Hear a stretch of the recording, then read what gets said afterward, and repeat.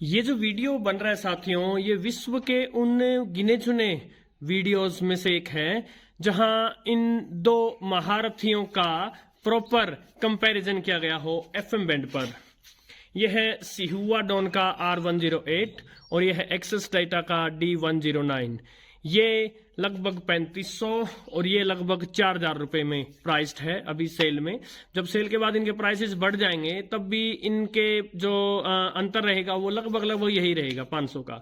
सो comparable price होने के कारण और डाउट रहती है कि वो लें या ये लें। तो वैसे मैंने देखा इनकी एफएम परफॉर्मेंस जो है वो लगभग टक्कर की है। और एक बात ये भी बता दूं कि D109 थोड़ा सा साइज में बड़ा है और हल्का सा इसका एंटेना बड़ा है। सो कुल मिलाकर इसको 1-1.5 इंच एंटेना में भी सहायता मिल रही है। सो इतने एंटेना के इतने से फर्क को मैं कोई बहुत बड़ा फर्क नहीं कहूंगा। और ये बात भी है कि जो मशीन जिस एंटेना के साथ जैसे भी आई है उसको वैसा ही कंपेयर करना चाहिए, क्योंकि इन द एंड आपको अपने घर पर परफॉर्मेंस ये उसी रूप में देंगे। तो देखते हैं कौन बाजी मारता है।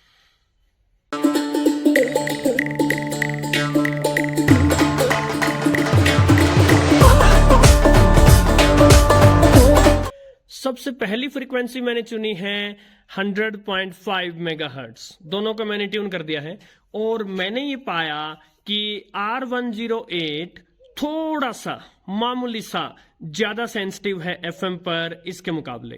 हमने इन दोनों को D808 के साथ कंपेयर किया था और हमने देखा था कि उसको तो ये टक्कर नहीं दे सकते, लेकिन इनकी आपस की टक्कर में ये हल्का सा सेंसिटिव है अभी जब मैं आउटसाइड हूं।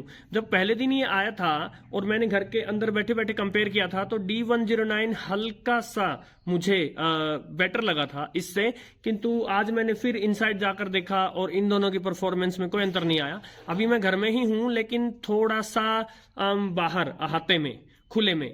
और यहां मैंने देखा कि 100.5 मेगाहर्ट्ज पर जब हम इसको ट्यून करते हैं सो थोड़ा सा रिसेप्शन है, एक सॉन्ग प्ले हो रहा है और जब इसके ऊपर मैं हाथ लगाता हूं तो साफ हो जाता है रिसेप्शन। हाथ हटाने से थोड़ा सा रिसेप्शन डाउन आता है। सेम इसके साथ है। अब इसको देख लेते हैं।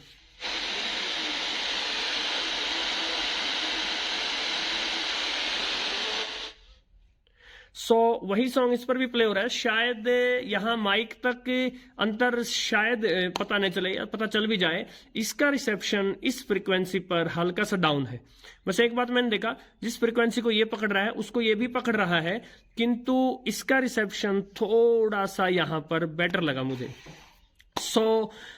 यदि मैं इन दोनों को छत पर ले जाऊंगा फुल सिग्नल मिलेगा तो इनमें अंतर पहचानना बहुत ही कठिन होगा।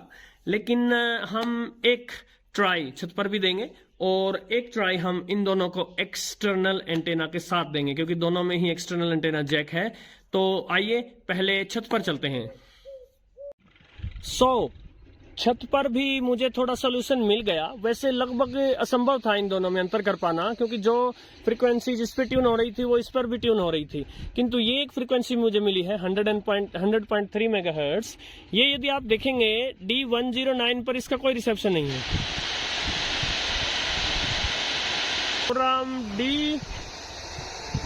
और R108 पर हल्का सा रिसेप्शन है। अब आई डोंट नो यहां तक माइक तक आवाज आ रही है कि नहीं आ रही। हल्का सा फीमेल वॉइस में कोई सॉन्ग है,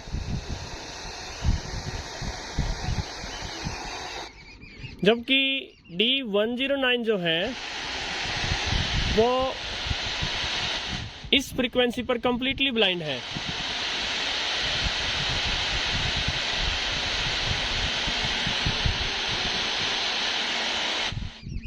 जबकि R108 जो है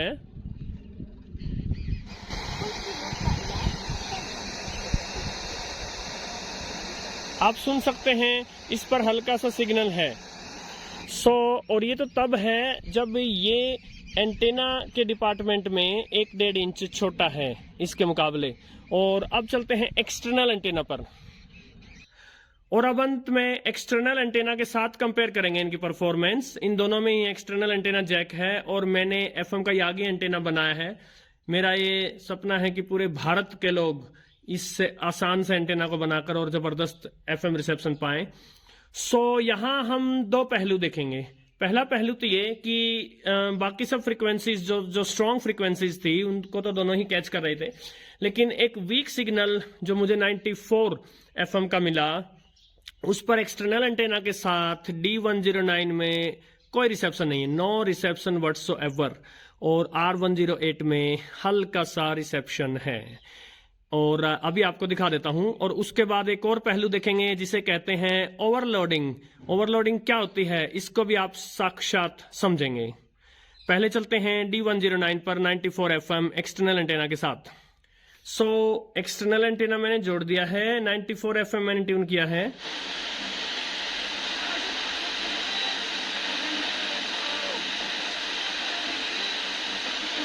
और एक बहुत ही वीक सा signal, I don't know mic तक पता चला या नहीं, एक बहुत ही वीक सा सिग्नल इसने पकड़ा। अब R108 को चलते हैं।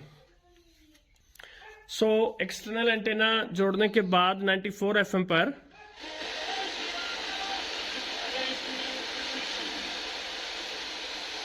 इसने स्लाइटली बेटर क्वालिटी का सिग्नल इसने रिसेप्ट किया।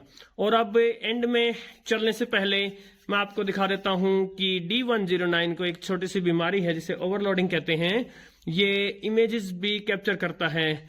चलिए एक बार देखते हैं।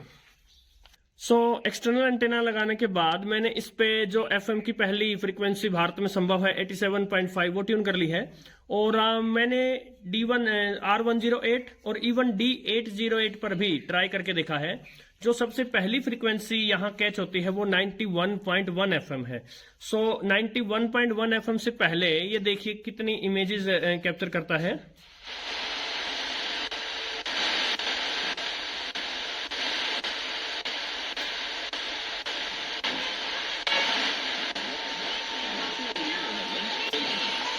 आप देख रहे हैं कहीं तो इसमें किसी शॉर्टवेव स्टेशंस की आवाज आ रही है और कहीं पर किसी म्यूजिक की आवाज आ रही है। यहां पर कोई स्टेशंस नहीं है। इसे कहते हैं ओवरलोडिंग।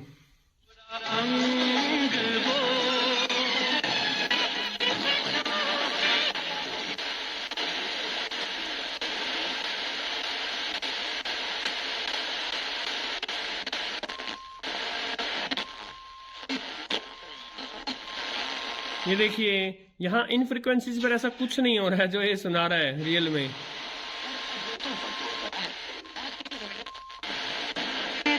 कुछ कोशिश है 20% ऑफ पाने का सुनने। जो 90.9 FM आपने सुना या 91.1 ये FM सुने, ये पहली फ्रीक्वेंसीज हैं जो रियल में ब्रॉडकास्टिंग हो रही है। तो इससे पहले जो भी ये पकड़ रहा था वो सारी ओवरलोडिंग थी। आई एम श्योर इतना डिटेल्ड FM कंपैरिजन पूरे विश्व में ही कोई गिने चुने वीडियो बने होंगे साथियों। ऐसे एक वीडियो के आज आप साक्षी बने। जो D109 लेने जा रहे हैं हतोत्साहित न हो, ओवरलोडिंग से कोई फर्क नहीं पड़ेगा। क्योंकि आपको यहां पर आकर कोई फ्रीक्वेंसी ट्यून थोड़ी ना करनी है। जो फ्रीक्वेंसी रियल में ब्रॉडकास्ट हो रही है उसको ये पकड़ेगा। और R108 से ये हल्का सा ही पीछे है, बस 19-20 का अंतर है।